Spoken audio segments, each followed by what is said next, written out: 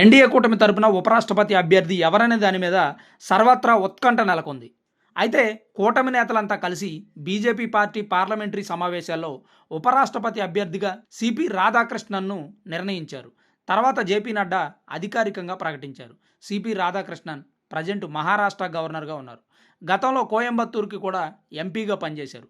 Tamil Nadu BJP రాష్ట్ర అధ్యక్షుడిగా కూడా పనిచేశారు. తమిళనాడు రాజకీయాల్లో కీలక పాత్ర పోషించి బీజేపీ పార్టీలో మంచి గుర్తింపు తెచ్చుకున్నారు.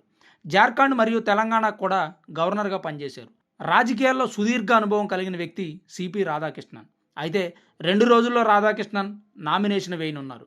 ఈ నెల 21తో ఉపరాష్ట్రపతి ఎన్నికలకి నామినేషన్ గడువు ముగుస్తుంది. సెప్టెంబర్ 9న ఉపరాష్ట్రపతి ఎన్నికలు జరగనున్నాయి. అయితే ఇండియా కూటమి తరపున ఉపరాష్ట్రపతి అభ్యర్థిగా ఎవరిని ప్రకటించబోతున్నారనే దాని మీద కూడా ఆసక్తి నెలకొంది. ఇప్పటికే ఉపరాష్ట్రపతి ఎన్నిక ఏకగ్రీవం కానివ్వమని చెప్పి కాంగ్రెస్ పార్టీ నేతలు మాట్లాడుతున్నారు. మరి కాంగ్రెస్ పార్టీ నుంచి ఏ అభ్యర్థిని ప్రకటిస్తారో వేచి చూడాలి. కాంగ్రెస్ పార్టీ తరఫున ఎవరికి ఉపరాష్ట్రపతి పదవికి అర్హత ఉందో కామెంట్ రూపంలో తప్పకుండా తెలియజేయండి.